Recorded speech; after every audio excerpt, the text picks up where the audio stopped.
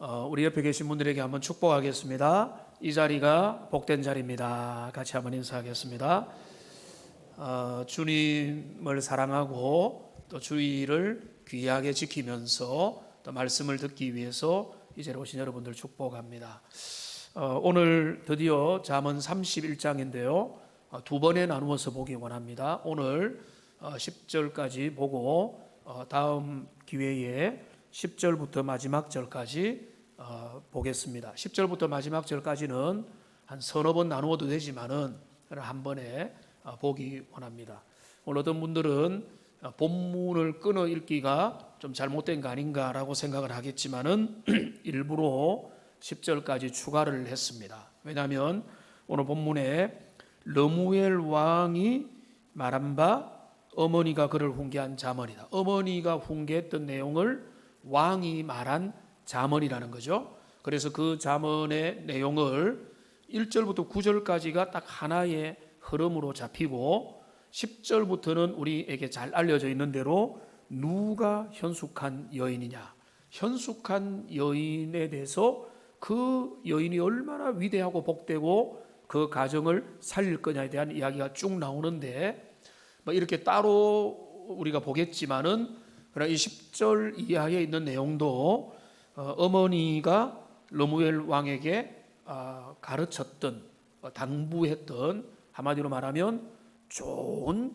여인을 너의 배우자로 삼아야 된다라고 하는 그 내용으로 포함시켜야 되기 때문에 그 전체 내용을 대표하는 10절까지를 본 것입니다. 그래서 오늘 그 전체 내용을 이렇게 크게 보고 나무 구체적인 것들을 바라보는 게 좋습니다.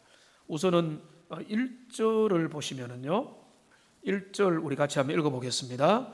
르무엘 왕이 말씀한 바 곧 그의 어머니가 그를 훈계한 잠언이라. 여기 이제 몇 가지를 알 수 있는데 먼저 르무엘이 왕입니다. 자, 그러면 이스라엘의 왕일 것 같은데 이스라엘 왕의 열왕들의 이름들이 다 기록이 되어 있죠. 열왕기와 역대기, 사무엘 상하에 보면은 사울부터 해서 쭉 나오기 때문에 르무엘이라고 하는 왕은 우리가 들어본 적이 없습니다. 그래서 일부 또 학자들은 솔로몬의 다른 별명이다라고 하기도 하지만 그러나 많은 경우에 이방인으로서 개종한, 그러니까 유대교 신앙을 가지고 하나님께 돌아온 이방 왕이라고 보는 경우들이 좀 더 많이 있는 것 같습니다. 그래서 그 왕, 하나님에 대한 신앙을 가진 그 어머니가 신앙을 가지고 있고 아들에게 신앙 안에서 조언을 하는 그런 내용으로 볼 수가 있는 겁니다. 그런데 이게 특이하죠. 어머니가 정말로 가정을 살리고 자녀들을 살릴 수 있다는 것은 제가 어릴 때부터 많이 들었던 바고 저는 그게 정말로 진실이라고 봅니다. 좋은 아버지가 역할을 하겠지만은 경건한 어머니의 역할이 훨씬 더 중요한데, 그런데 어머니의 교훈은 성경에 별로 안 나타나 있습니다. 아비의 훈계, 아비의 교훈, 잠언에 보면은 내 아비의 말을 들어라, 어미의 말을 들어라도 있지만 아버지의 훈계들을 많이 이야기하고 부모, 아버지, 남성 어른의 그 유지와 명령을 주로 성경이 다루고 있습니다. 그런데 오늘 이 본문에 보면은 어머니가 말한 잠언이다라고 해서 그 여성의 교훈이 잠언에 공식적으로 주요한 위치를 차지하고 있는 겁니다. 그러니까 이게 특이한 거죠. 그 어머니, 왕의 어머니, 왕후죠. 왕의 어머니가 그 왕이 되는 그 자녀에게 계속해서 알려주는 그런 내용이 되는 겁니다. 오늘 내용을 보면 1절부터 10절까지를 보면 제가 제목도 그렇게 잡았지만은 너가 왕으로 잘 통치를 하려면 이런 것들을 피하고 이런 삶을 살아라 라고 하는 그런 내용인 겁니다. 그래서 성공의 길이 무엇이고 패망의 길이 무엇이냐, 어떻게 하면 너가 승리할 것이고 어떻게 하면은 너의 통치는 멸망당할 수밖에 없겠느냐라고 하는 그런 이야기가 그 어머니의 입에서 나오는 것입니다. 오늘 이 본문이 그런 내용인데 여러분 우리 동양에서도 어떤 게 있는가 하면은 제왕학이라는 게 있죠. 자, 제왕, 그 왕과 군주와 황제 그리고 아주 높은 자리에 있는 사람이 통치를 할 때 그가 법을 어떻게 집행하며 신하들을 어떻게 다스리며 여러 어떤 것들을 어떤 원칙하에 하며 공금은 어떻게 사용하며 전법은 어떻게 하느냐 이런 많은 그런 군대를 어떻게 이끌 거냐 이런 제왕학이라는 게 오래전부터 중국의 고대부터 그런 게 있었습니다.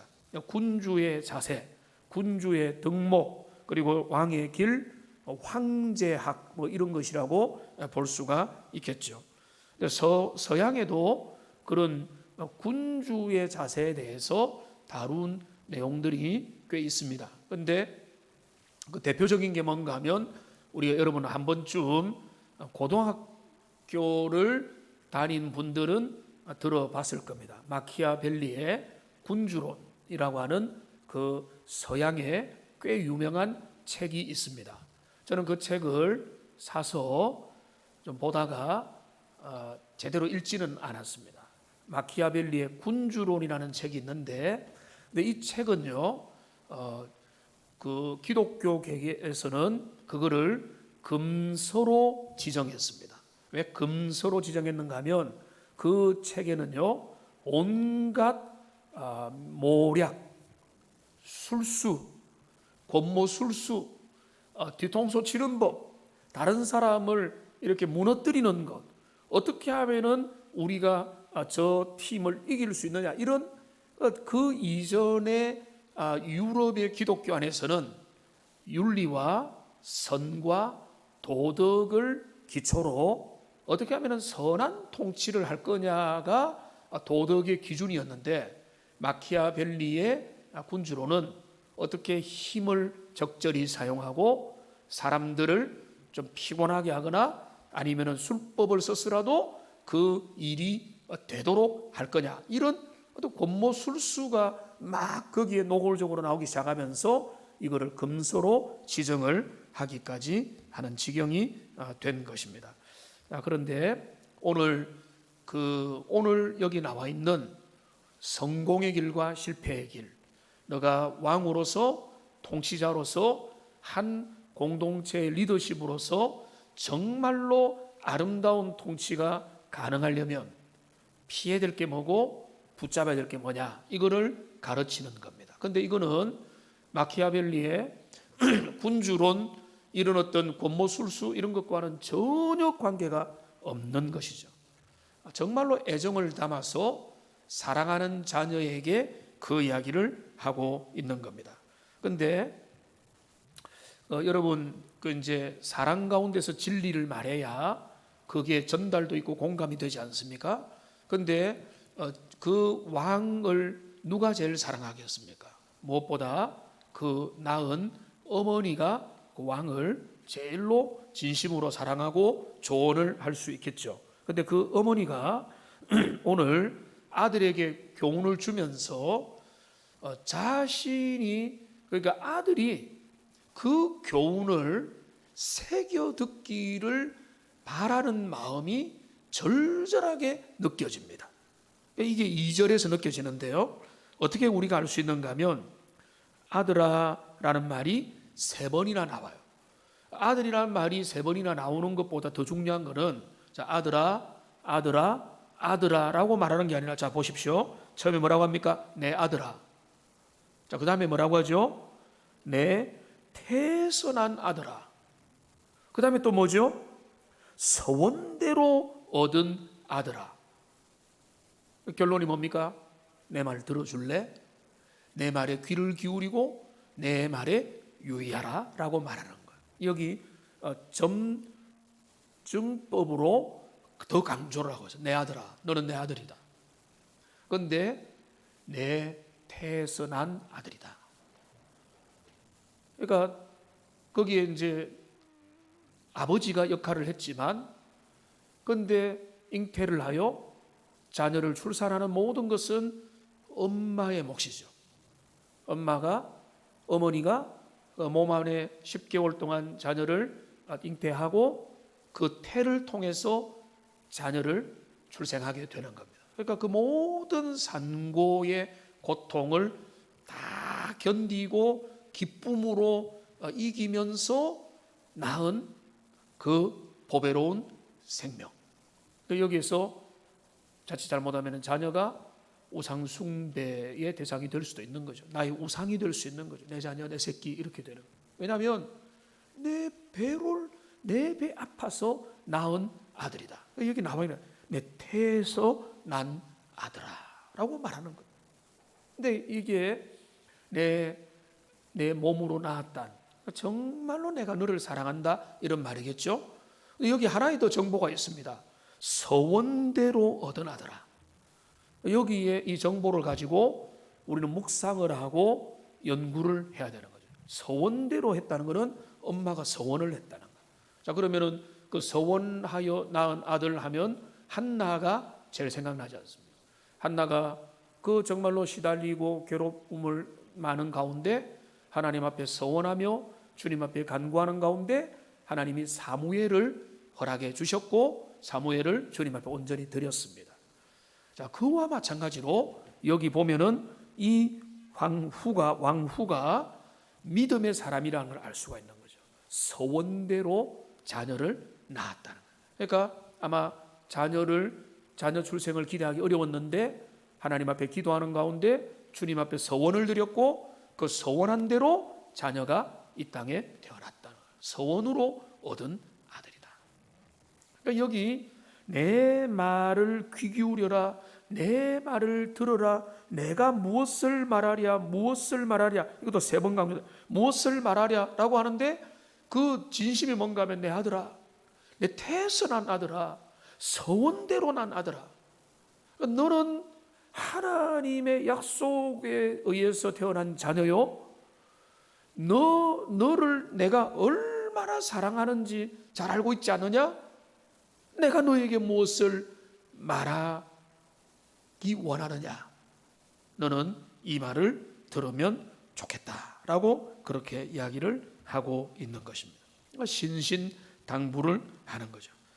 그러면서 실패의 길, 조심할 것, 피할 것 먼저 이야기하고 그 다음에 정말로 힘쓸 것에 대해서 알려주는 겁니다.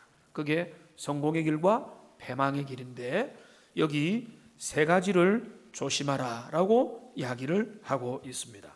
3가지, 첫 번째가 뭔가 하면 3절부터 하나씩 나오는데 첫째는 뭡니까? 내 힘을 여자들에게 쓰지 말라 라고 하는 거죠. 첫째, 내 힘을 여자들에게 쓰지 말라. 이 말을 쉽게 말하면은 정욕에 빠진 삶을 조심하라 라고 하는 것입니다. 자, 여자입니까? 여자들입니까? 여자들이죠. 이거는 합법적인 부부관계 안에서 아름다운 성생활을 하는 것을 여기서 말하는 게 아닙니다. 이거는 뭐 여자들이니까 여러 가지 성적인 문란함과 여색에 빠지고 거기에 그 마음이 빼앗기지 않도록 해라 라고 이야기를 하고 있습니다. 여러분 이거는 드라마, 사극, 그 다음에 우리나라 역사, 중국 역사, 외국의 서양의 역사를 보면 그리고 중동과 뭐 여러 그 역사들을 보면 왕들이 여색의 문제에 얼마나 쉽게 접근할 수 있었는지는 여러분 어렵지 않게 상상할 수 있을 겁니다. 성경에도 그런 이야기가 많이 나오잖아요. 왕은 뭐 왕비 아니면 첩이든 뭐 후궁이든 누구든지 선택할 수 있는 절대적인 권리가 있었고, 우리나라의 뭐 의자왕 하면은 첩이 1000명이었다, 아내가 1000명이었다, 이런 이야기를 그런 이야기를 하는 겁니다. 그러니까 지금 그 어머니가, 사랑하는 어머니가 리더로 살아갈 그 국가의 통치를 할 왕에게, 이거는 이제 새로운 당선자가 들으면 좋겠지만, 여러분 나중에 제가 말씀드리겠지만은 이거는 그 왕의 이야기지만 이건 리더십에 대한 이야기이기 때문에 우리와 우리의 자녀들과 여러분 자신에게도 필요한 것입니다. 그러니까 여기 첫 번째로 조심할 것은 뭔가 하면 여색에 빠지지 말라라고 말하는 것입니다. 솔로몬은 많은 아내와 첩들을 뒀습니다. 그게 그의 영광의 하나의 결실인 것 같이 보였지만은 그게 솔로몬 왕국의 쇠퇴의 하나의 중요한 틈이 되었고, 그 아내들 중에서 뭡니까? 이방의 신들이 들어오게 되었고 우상 숭배의 죄악으로까지 열리는, 나중에 바알과 아세라와 여러 우상 숭배를 하는 그 통로가 된 게 뭔가 하면 그 이제 여인들을 많이 두는 것 때문에 그런 것입니다. 열왕기상 11장 1절 말씀 같이 한번 읽어보겠습니다. 솔로몬 왕이 바로의 딸 외에 이방의 많은 여인을 사랑하였으니 곧 모압과 암몬과 에돔과 시돈과 헷 여인이라. 여러분 이게 뭐가 문제입니까? 여기 이방의 여러 여인들 가슴에 품고 사랑했다는 거예요. 이방의 여인들의 목록들, 이방 사람이지만 매력있고 젊고 아름답고 아주 준비가 잘된 교수들을 뽑아서 자신의 사랑의 대상으로 삼았을 것입니다. 남성들이 모여서 농담 삼아 부럽다, 얼마나 참 그런 인생 살만하지 않느냐라는 농담을 믿지 않는 사람들은 엄청 쉽게 할 수 있는 거죠. 그런데 리더십에 있어서 이게 얼마나 위험한 일인가를 그를 사랑하는 어머니가 이야기를 하고 있는 것입니다. 자, 그러면 왜 이것이 문제가 되느냐? 여기 이 말씀 속에 답이 나와 있어요. 여기 보면 뭐라고 했는가 하면 내 힘을 여자들에게 쓰지 말라라고 말했습니다. 자, 힘, 정력, 에너지, 열정을 성적인 정욕에 너의 열정과 에너지를 지나치게 쓰면 그게 지도자의 자세가 아니다라고 이야기를 하는 겁니다. 여러분 이게 이제 제가 과학 이과 출신은 아니니까 느슨하게 그냥 과학적인 이야기로 말하면은 에너지 총량의 법칙이 있다는 거예요. 저는 그거를 이제 50이 이제 훌쩍 넘으면서는 그게 진짜 맞다라고 생각합니다. 우리의 인생에 담겨 있는 에너지는 총량이 있는 거예요. 근데 이 총량을 어쩌면 배터리가 아무리 고성능이라도 다 배터리가 다 닳으면 그 이제 수명을 다해서 버리듯이 재충전을 하면 되지만 우리의 인생에도 에너지가 젊을 때는 엄청 많은 것 같이 보이는데 그 모든 에너지에 총량이 있다는 거죠. 근데 이 총량이 있는데 이 총량을 우리가 절제하고 분별하고 집중해서 거기에 사용을 해야 되는데, 그런데 이제 국정의 일도 많은 사람이 여색을 밝히고 또 여색을 밝힐 정도가 아니라 한 사람 두 사람의 과거의 전례로 볼 때 그냥 아내를 가진 게 아니라 여러 처첩들을 두면서 여인들에게 힘을 쏟기 시작할 때 그 정력이 한계를 만나서 진짜 집중하고 추구해야 될 그 일들에 몰입을 하지 못하게 된다. 그러니까 이거는 정말로 실제적인 이야기인 거예요.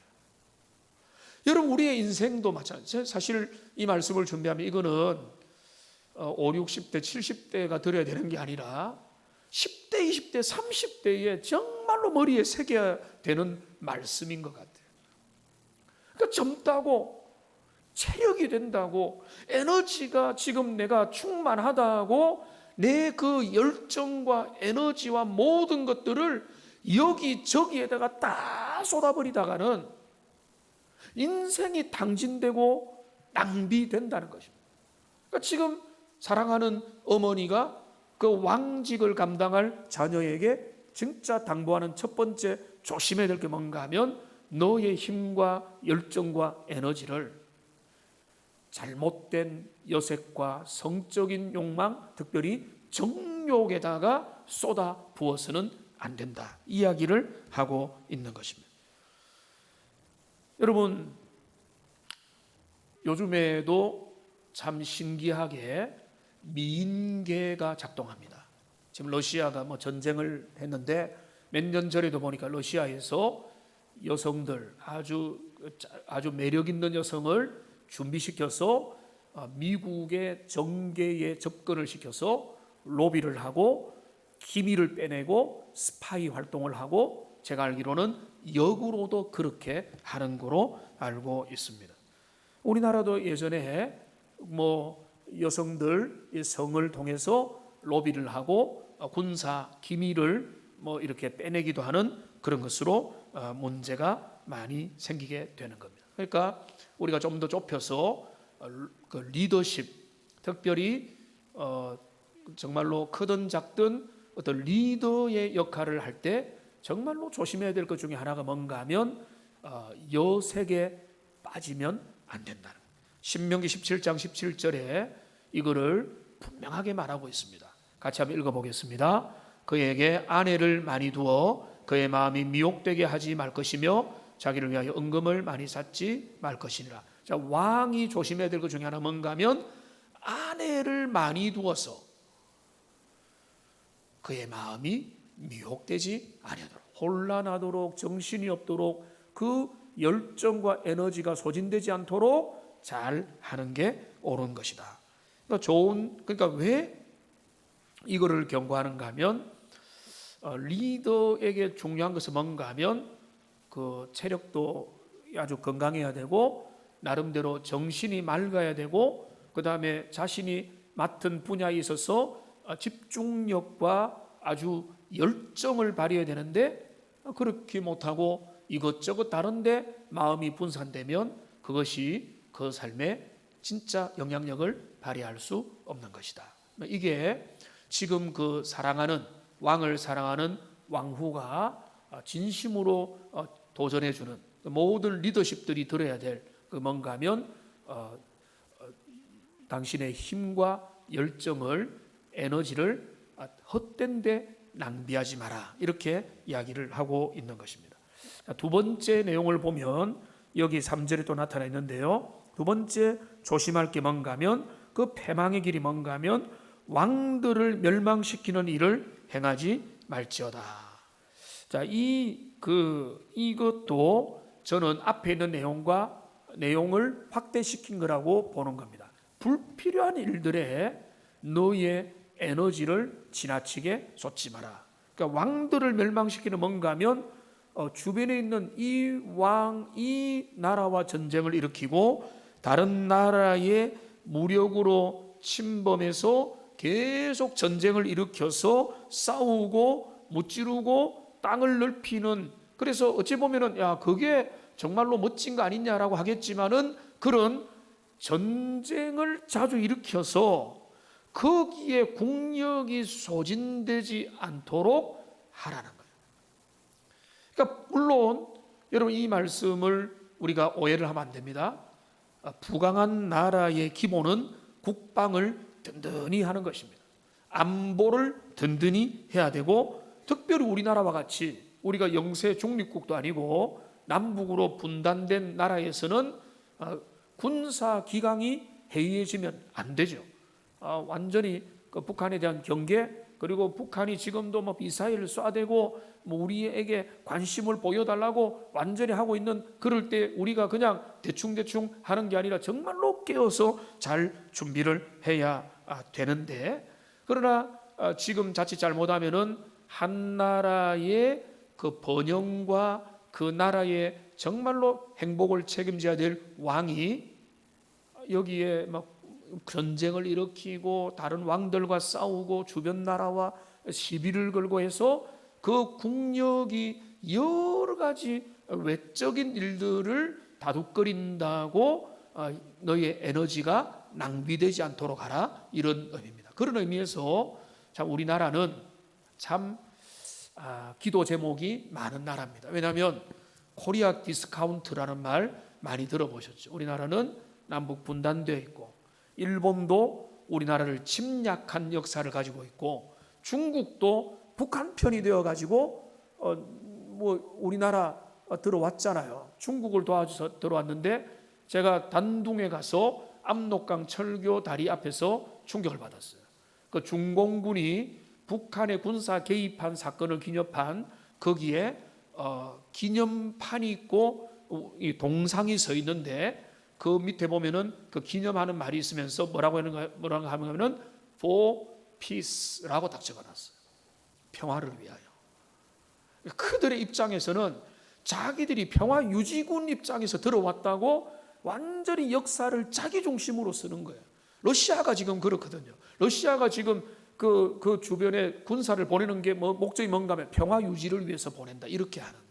그러니까 완전히 아전인수인데 그런 어떤 우리나라의 코리아 디스카운트 되어 있는 그 정말로 엄혹한 상황이죠. 북한의 위협, 그 다음에 중국의 좀 위협, 불안, 그 다음에 일본도 있고 이런 상황에서 우리나라가 정말 하나님의 도우심 가운데 또 지혜를 얻고 나가려면 우리 윤 대통령을 위해서, 당선자를 위해서도 기도해 주시고 우리나라가 이런 것을 섣불리 오판하지 말고, 그러나 전쟁광이 돼서도 안 되고, 그럼 우리나라는 정말로 평화의 길로 아름답게 잘 갈 수 있도록 기도해야 되는 겁니다. 그러니까 어머니께서 그 왕에게 제시한 것은 왕들을 멸망시키는 그 일을 행하려고 너의 통치 기간을 낭비하지 마라라고 이야기를 하고 있는 것입니다. 푸틴의 그 러시아 푸틴의 행동이 결정적인 착오로 나타나기를 바랍니다. 여러분 얼마나 충격적입니까? 제가 고등학교 그 시절에 냉전이 해체된다, 고르바초프 이런 하고 여러 하면서 야 이런 세계가 오느냐 하면서, 근데 알고 보면요 이런 이제 냉전이 해체되는 것 같은 그때 이후로부터는요 이런 본격적인 군사 침공 자체가 없었어요.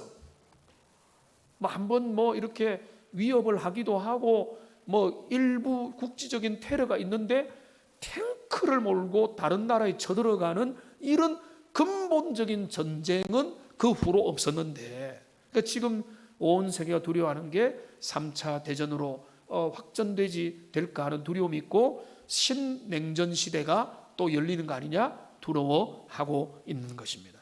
그러니까 푸틴의 이 계획이 성공하면 안 되겠죠. 오히려 착오가 되고 온 세계가 오히려 똘똘 뭉쳐서 그것을 저지하고 다시 그런 전쟁을 억제할 수 있는 그런 것으로 가야 되는 것입니다.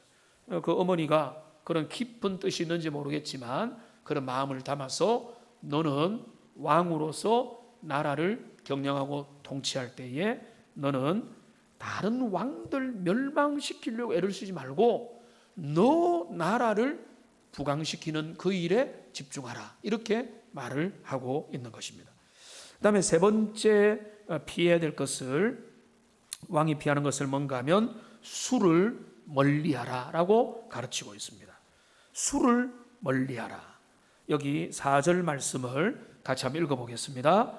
러무에라, 포도주를 마시는 것이 왕들에게 마땅하지 아니하고 왕들에게 마땅하지 아니하며 독주를 찾는 것이 주권자들에게 마땅하지 않도다. 그러니까 최고 리더십들은 이 술의 부분에 대해서 아주 절제해야 되고 금주하면 더 좋고 아주 조심을 하라라고 이야기하는 겁니다. 4절에 보면 포도주, 독주가 나오고 6절에 보면은 순서가 바뀌어서 독주, 포도주가 나오는 것입니다.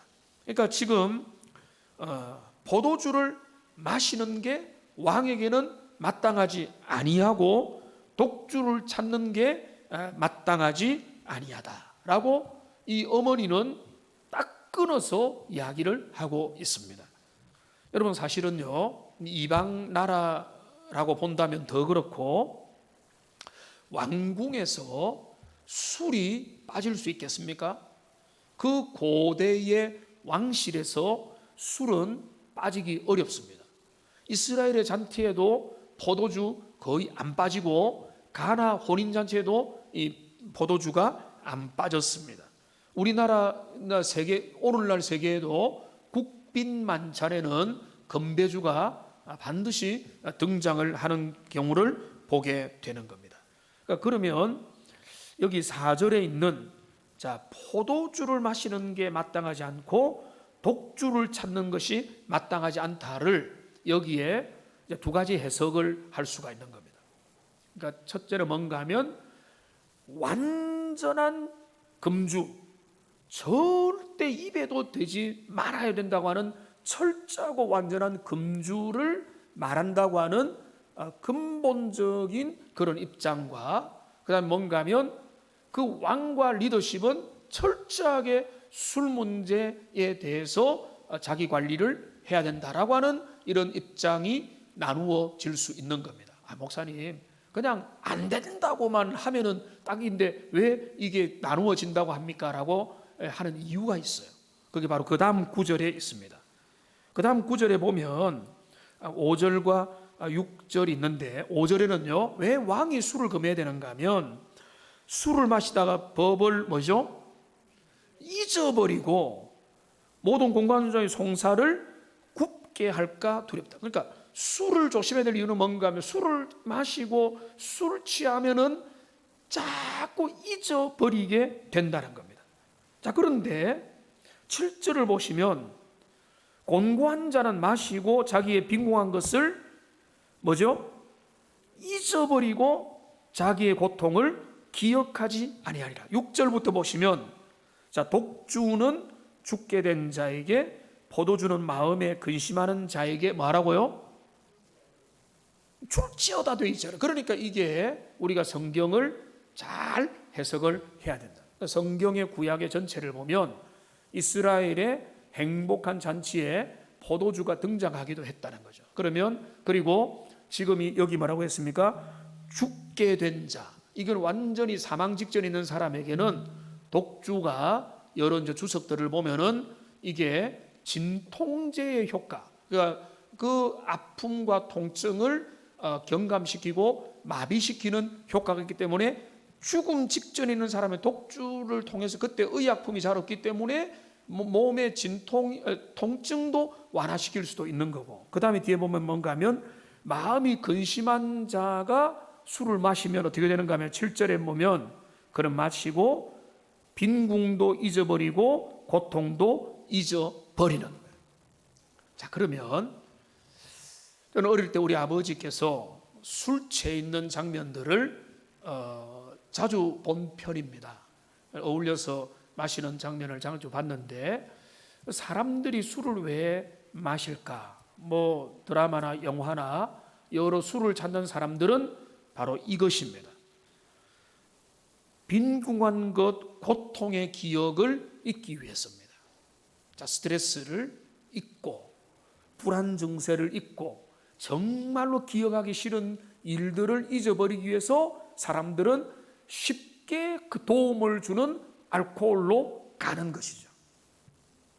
그러면 무슨 말입니까? 왕의 어머니가 말하는 말이 뭔가 하면 리더는 그런 길로 가면은 망한다는 거예요. 하나님 앞에서 자신에게 주어진 책임이 크고 역할이 큰 사람이 잊어버려야 됩니까? 정신이 깨어나야 되는 겁니까? 깨어나야 되는 거죠. 맑은 정신으로 똑바른 사고를 가지고 하나님의 말씀이 무엇을 원하는지, 주님이 진짜 기뻐하는 게 뭔지를 잘 기억하고 선명히 붙잡고 성령의 은혜를 따라서 판단하고 분별해야 되는데, 술을 마시고 그 술 기운에 의해서 나 자신을 망각시키는 그런 상태에서는 절대로 아름답고 멋지고 공평한 그런 일들을 하지 못한다는 것입니다. 그러니까 여기 지금 인생이 너무 슬퍼가지고 술을 마시고 정말로 삶의 고통을 잊기 위해서 술 마시다 보면은 사람들이 어떻게 됩니까? 술이 처음에는 술을 마시다가 이제는 술이 그 사람을 마셔서 그 사람의 영혼이 알코올 중독으로 빠져들고 의존증이 심하게 되고 손을 떨게 되고 그 다음에는 생활을 불가능하게 되는 그런 상태로 가는 사람들이 있는 거죠. 그러니까 그게 뭔가 하면 의존하는 거죠. 내 생각을, 내 통찰력을, 내 지혜를 내가 정말로 판단해야 될 그것을 이제는 내가 판단하기 싫은 거예요. 내가 그 현실에 직면하기가 싫은 거예요. 그러니까 그렇게 가는, 그거는 연약하고 힘들고 비참한 삶이라는 거예요. 그렇게 하지 말고 너희의 삶이 참된 리더, 왕과 그 왕직을, 리더십을 발휘하는 사람은 멀쩡한 정신과 깨어있는 사고를 가지고 사물을 분별하며 지혜를 가지고 통치를 해야 되는 것이다. 에베소서 5장 18절 이 말씀 너무나 잘 알죠? 같이 읽어보겠습니다. 술 취하지 말라. 이는 방탕한 것이니 오직 성령으로 충만함을 받으라. 자, 이거를 저는 이렇게 대비하는 걸 좋아합니다. 자, 술 취하면 술의 지배를 받고 성령에 취하면 성령의 지배를 받는 거예요. 자, 그러면은 술의 지배를 받는 사람은요, 뭔가 하면 술이 그 영혼을 압도를 해버려서 원래 몰랐던 그의 야성이 드러나고 아주 부족한 모습이 드러나고 어떤 사람은 주사를 심하게 하고 그러니까 어떤 사람은 갑자기 용기를 내서 뭐 떠들기도 하고 이상한 행동을 하다가 또 위기를 당하기도 하고 뭐 밖에서 잠을 자기도 하고 이렇게 되는 거예요. 근데 성령 충만하면 어떻게 되죠? 성령이 지배하면 여러분 정신이 몽롱해지는 것이 아니라 성령 충만하게 되면요 정신이 깨어나게 되는 거예요. 어디로 깨어나게 되죠? 하나님의 뜻에, 하나님의 마음에, 하나님의 지혜를, 주님이 진짜 원하는 게 뭔지를 더 선명하게 하나님이 기뻐하는 것과 미워하는 것을 분별하게 되는 거죠. 그러니까 술 취하지 말고 성령의 충만함을 받으라. 그러니까 여기 말하는 뭔가 하면 왕은 너의 의사 결정과 중요한 판단을 술에게 의존시켜서는 안 된다. 너는 하나님 앞에 건전한 지혜를 가지고 모든 매사를 판단할 수 있는 그런 지성적이고 이성적이고 말씀을 중심으로 한 하나님의 사람으로 나가야 된다. 그게 어머니의 마음이었던 것입니다. 오늘날 술로 인해서 정말로 망신을 당하고 리더십이 크게 흔들리는 경우들이 종종 나타납니다. 여러 고위급에 있는 분들, 리더십에 있는 분들이 술을 취해서 여성과 뭐 다른 이성에 대해서 아주 사고를 친다거나 말로 실수하고 그것이 책을 잡힌다거나 폭행을 하고 그런 일들이 폭언을 하는 그리하여 완전히 어떤 사람은 대통령 후보에서 예비 후보에서 탈락되기도 하고 그런 일들을 우리가 여러 차례 보게 되는 거죠. 그러니까 여기 지금 6절과 7절을 보면 술의 기능 중에 하나가 뭔가 하면 여기 근심하는 자 죽게 된 자가 7절에 보면은 잊어버리고 기억하지 아니하는 고기에 약간의 도움을 주는 그것밖에 안 된다는 거예요. 사람들이, 세상 믿지 않은 사람들이 이 술 하는 게 그것 때문에 그런 거죠. 그것을 위해서 거기에 몰입을 하면 너무나 대가가 크다. 이런 의미가 되겠습니다. 자, 그래서 지금 이 여인, 그 왕의 어머니는 왕에게 세 가지를 조심시킵니다. 이 세 가지에 빠지게 되면 너는 패가 망신한다. 너의 리더십은 실패하게 될 것이고 너는 성공적인 리더십 발휘를 못하게 될 것이다. 첫째는 뭔가 하면 여색에 빠지는, 정욕에 빠져서 성적으로 몰입하여 거기에 에너지를 쓰면, 그 다음에 불필요한 불화와 전쟁과 그런 것들을 계속 일으켜서 나라 국력을 탕진시켜 버리면, 그 다음에 이 술에 너의 인생을 탕진시켜 버리면, 이런데 너희의 마음이 빠져버리면 너는 진짜 제대로 된 역량을 발휘하지 못하게 될 것이다. 여러분, 오늘 자녀들에게 해당되면 이 설교를 동영상이라도 들려주세요.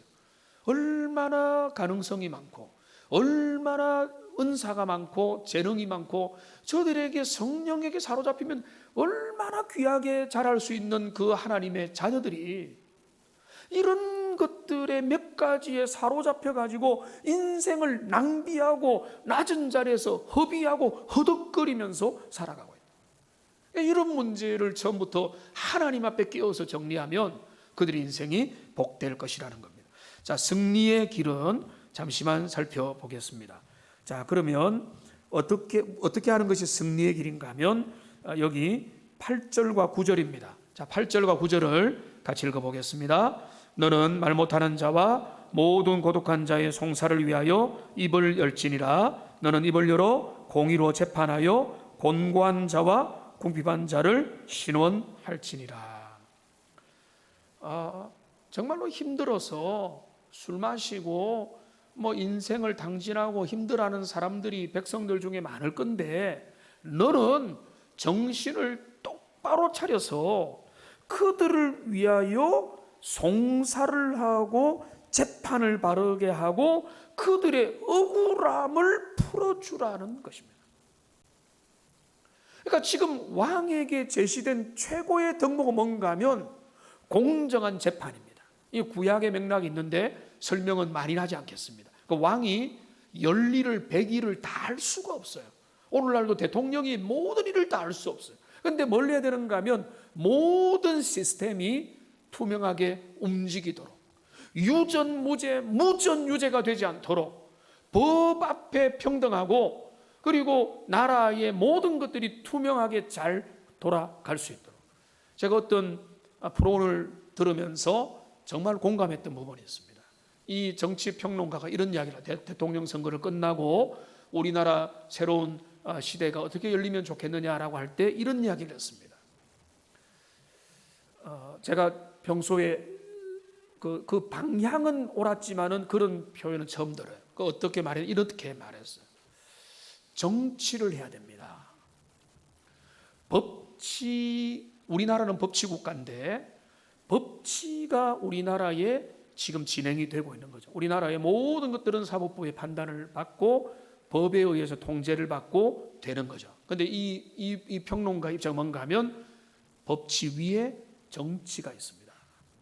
법치 위에 정치가 있는. 그러니까 이 법으로서 모든 것들이 규정이 되었으나, 그러나 정치를 잘하면 이 법으로 되지 못하는 부분까지도 아름답게 하나가 되게 만들고 많은 연약한 부분들을 꿰매어 안을 수 있는 역할을 할 수 있다. 그러니까 진짜 정치를 혐오할 게 아니고 정말로 선한 정치가 일어나야 되는, 우리에게 그런 게 많이 부족했기 때문에 편가르기 하고 쪼개지고 서로 복수하고 오늘은 여기 또 몇 년 지나면 또 저기 하면서 계속 오가면서 거기에서 어떤 희망도 찾지 못하게 돼. 그게 누구 탓이 아니라 우리의 탓이기도 하고 또 정치인들의 탓이 더 큰데, 근데 제가 그 이야기를 들으면서 그렇구나. 이 정치가 잘못된 게 아니라 올바른 정치가 일어나면, 선정이 베풀어지면 백성들은 박수 칠 것이고 모든 문제들은 하나하나 해결될 것이다. 그래서 지금 그 정치를 잘한다는 게 뭔가 하면 여기 보면은 공정한 재판관이 되어서 모든 것들을 정의의 관점에서, 공의의 관점에서, 하나님의 법의 관점에서 보평타단한 그 기준을 따라서 공명정대하게 이렇게 해라. 그것이 너에게 주어진 길이다. 그 이야기를 하는 것입니다. 억울한 사람 없게 하라는 거죠. 근데 우리나라에 억울한 사람들 있습니까? 없습니까? 그런 무고죄로 시달리는 사람들이라고 주장하는 분들 제 주변은 몰라도 많거든요. 그 말은 뭔가 하면 우리나라의 법의 공정함이라는 게 갈 길이 멀다는 것입니다.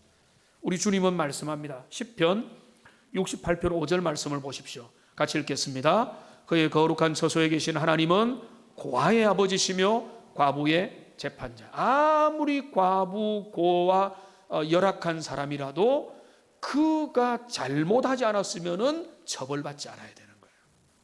그게 억울함이 없는 사회. 그런데 돈이 있으면 다 빠져나가고, 돈 없는 사람은 잘못한 것 이상의 처벌을 받는다면 그거 안 되는 거죠. 그러니까 그런 정치가 올바로 가야 된다는 겁니다. 마지막 정리하면, 자, 10절을 기어이 넣었죠. 그러니까 승리의 길 중에 하나 뭔가 하면 좋은 현숙한 능력 있는 배우자가 옆에서 내조해줘야 된다. 그 배우자가 얼마나 실력 있는지는 다음에 살피도록 하겠습니다. 그래서 지금 이 왕 러무엘 왕의 어머니는 이 조언을 사랑하는 자녀, 태에서 난 자녀, 정말로 그 서원으로 태어난 자녀를 위해서 진심을 담아서 패망의 길과 승리의 길을, 잘 되는 길과 그 실패하는 길들을 이야기하고 있습니다. 선택은 러무엘 왕에게 달려져 있고 우리의 삶의 선택도 우리에게 달려져 있는 것입니다. 잘 여러분과 여러분의 자녀들에게 여러분 적용을 하고 우리나라에 새롭게 들어설 정부를 위해서도 기도하는 하나님의 사람들 다 되시기를 주님의 이름으로 축복합니다. 기도하겠습니다.